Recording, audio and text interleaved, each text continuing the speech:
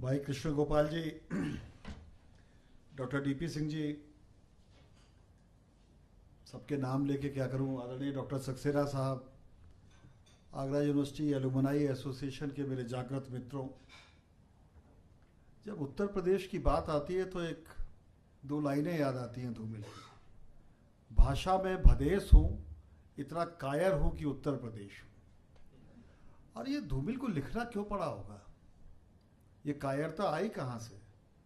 जिस सूबे से कभी स्वतंत्रता की अलख जगी थी, वहाँ ये कायरता कहाँ से आ गई? 1857 से 1977 के बीच में ये कायरता का आलम आया किधर से? और जब भी सोचता हूँ तो मुझे लगता है कि उसमें कुछ हमारी पढ़ाई लिखाई का भी योगदान है, हमारे जो शिक्षा संस्थान थे उनका भी योगदान है। और आज के जो हालात हैं, मैं दो उदाहरण देना चाहूँगा। एक उदाहरण तो लाइव होगा, पत्रकार हूँ तो थोड़ा लाइव का आजकल ज़माना है, और एक उदाहरण थोड़ा पुराना है। मेरे पास 5-6 साल पहले एक लड़का आया कन्नौज का। उसने साहब आपको ड्राइवर की ज़रूरत है? कि हाँ। तो मैं ड्राइवर हूँ, कोई ज़मानत वमानत है आपके पास? तो उसने बताया कि उनसे बात कर लीजिए, उनसे कर लीजिए। मैंने पता किया, वो हमारे गाँव के पास का ही था, तो रख लिया उसको। एक दिन मैंने उससे पूछा कि तुम बड़े फ्रस्ट्रेट से रहते हो, क्या प्रॉब्लम है तुम्हारे साथ? तो उसने कहा कि साहब मैं एमए पॉलिटिकल साइंस हूँ और मैं लेक्चरर बनना चाहता हूँ और मुझे ड्राइवरी करनी पड़ रही है।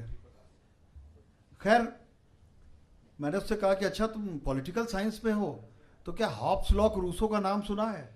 तो उसके चेहरे पे जो भाव आए वो मुझे थोड़े चौंका से गए। मैंने, यार तुम लेक्चरर होना चाहते हो, थोड़ा सा पढ़ लिख लो, कैसे होगे लेक्चरर?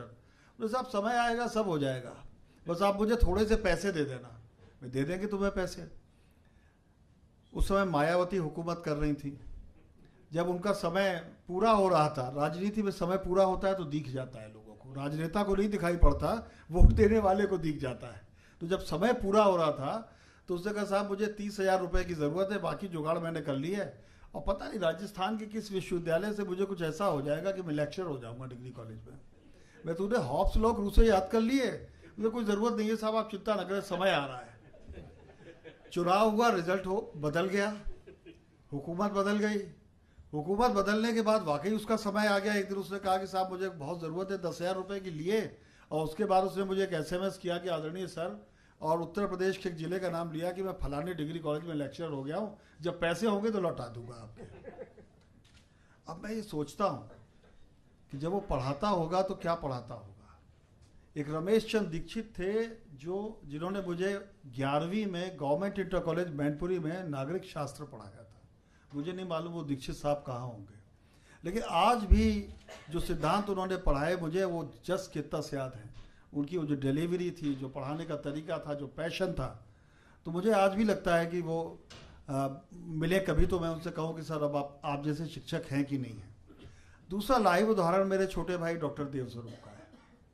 ये जब वाइस चांसलर होकर गए तो इन्होंने कहा कि भाई साहब आओ, मैं आपका एक भाषण करवाना चाहता हूँ। भाषण देने से बड़ा डर लगता है मुझे।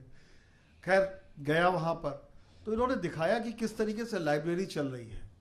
लाइब्रेरी के उन्होंने घंटे बदल दिए थे, लाइब्रेरी लगभग 24/7 हो गई थी।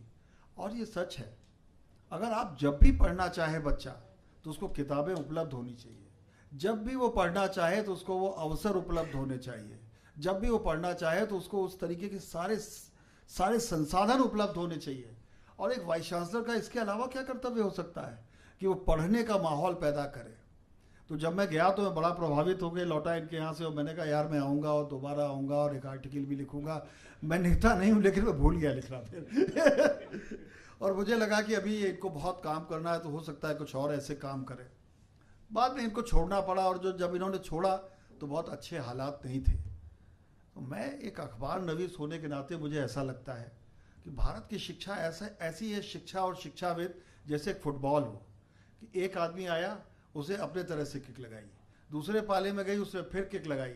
और यहाँ जैसे मेरे ड्राइवर ने कहा था साहब जब समय आएगा तो सब ठीक हो जाएगा। कुछ लोग समय आने का इंतज़ार करते रहते हैं, और कुछ लोग समय जाने के चक्कर में जितना ज़्यादा वो भरते रहते हैं। तो समय आने और जाने के बीच में इस देश का समय खराब हो रहा है, उत्तर प्रदेश की नस्लें खराब हो रही हैं। और आज चूँकि किशन गोपाल जी हमारे बीच में हैं, इनके ऊपर एक बड़ी जिम्मेदारी है, तो मैं इनसे रिक्वेस्ट करूंगा कि इन चीज़ों को ज़रूर एक बार ध्यान से देखें। डॉक्टर डीपी सिंह के बारे में मैं 2 शब्द बोलना चाहूँगा। मेरे तो अनुज की तरह हैं ये, लेकिन जब ये वीसी हुए बीएचयू के, तो मुझे लगा कि जैसे छोटा भाई अब आदरणीय हो गया, क्योंकि कुलपति थे उस विश्वविद्यालय के जहाँ मैंने पढ़ाई की बात है। और अभी परसों की बात है, कोई एक शिक्षा से संबंधित व्यक्ति मुझे मिले, ब्राह्मण थे जाति के, तो उन्होंने मुझसे कहा कि साहब पंडित जी बड़ा गड़बड़ हो रहा है और बीएचयू का तो सत्यानाश हो गया, बड़े बड़े ठाकुर वीसी आए, और उन्होंने 2-3 नाम लिए पता नहीं चेन में, और उसी बीच वो नहीं जानते थे कि मेरे आपके कोई संबंध है, और मुझे पब्लिकली कहने में कोई संकोच नहीं होता किसी बात को। तो उन्होंने कहा वो डॉक्टर डीपी सिंह आए थे, वो बैलेंस करके चले थे, लेकिन फलाने फलाने। तो मुझे ऐसा लगने लगा कि उस विश्वविद्यालय में जहाँ पर महामना एक परंपरा है, जहाँ जाकर आज भी लगता है उसका कुलगीत एक देश के बड़े वैज्ञानिक ने लिखा था, और जिसका एक सपना था कि मधुर मनोहर अतीव सुंदर ये सर्व विद्या की राजधानी, वहाँ वाइस चांसलर जो हैं जाकर अगर कोई जाति का एजेंडा चलाते हैं तो वाइस चांसलर चुनाव लड़ने के लिए नहीं जाते कि वो जातिवाद करते हैं, वो क्यों करते हैं ऐसा मेरी समझ में नहीं आता। और इससे मुक्त कराना शायद हमारी आपकी सबकी जिम्मेदारी है। कहीं ना कहीं कुछ ऐसा ज़रूर करना होगा कि इसे बदला जाए, और बदलने के लिए ज़रूरत है कि डॉक्टर डीपी सिंह, डॉक्टर देवस्वरूप जैसे लोगों को कहीं ना कहीं इतना एस्टेब्लिश रहना चाहिए कि शिक्षा का स्तर सुधर सके। और ये इनके मुंह पर कहने का मतलब कोई ये नहीं है कि कोई इनकी सिफारिश है या ऐसा है, लेकिन अगर अच्छी तरह से मुंह पे बात नहीं कही जाएगी, बुराई तो हम बहुत करते हैं, लेकिन कभी कभी तारीफ भी मुंह पर होनी चाहिए, इससे उत्साहवर्धन होता है। आखिरी बात, नवंबर 1991 में नरसिंह राव के साथ मैं जर्मनी गया था, और वहाँ एक विश्वविद्यालय के एक प्रोफेसर से मेरी मुलाकात हुई। उनका बीएचयू में और देश के कुछ विश्वविद्यालयों में आना जाना था, और कृषि पर काम करते थे। वो हिंदी के कुछ समझ लेते थे, कुछ बातें जानते थे, देश में रहे थे, विभिन्न विश्वविद्यालयों में जाते आते थे। उन्होंने मुझसे कहा था कि आपको गर्व करना चाहिए कि आपके यहाँ हरित क्रांति हुई, और ये हरित क्रांति इसलिए हुई क्योंकि आपके देश में संस्कार हैं शिक्षा के और प्रकृति से शिक्षा के। हमारी जो कहावतें थी, हमारी जो बहुत सी चीज़ें थी, वो ऐसा लगता था जैसे कि हम स्वतः एक ज्ञान लेते चलते हैं। आज वक्त बदलने के साथ वो बदल गया है, और मुझे तो अब शब्द बोलने से भी डरता हूँ। मैं अगर प्रगतिशील बोलूँ तो उसका एक अर्थ होगा, भारतीयता बोलूँ तो उसका दूसरा अर्थ होगा, लेकिन मैं करूँ क्या? मैं भारतीय भी हूँ, प्रगति भी चाहता हूँ, और इसी देश में रहना चाहता हूँ। तो आज जो यहाँ पर लोग बैठे हैं वो कम से कम इस बात को ज़रूर सोचें कि इस देश की अपनी रवायतें हैं, अपनी परंपराएं हैं, इस देश की अपनी कुछ खूबियां हैं, वो शिक्षा से ख़त्म ना हो जाए। और हमारे छात्र जब दुनिया के किसी भी, अब ग्लोबल विलेज की अवधारणा है, जब वो जाएं तो सही अर्थों में ग्लोबल नागरिक हो। जिस दिन हम ये कर सकेंगे उस दिन शिक्षा शिक्षा होगी।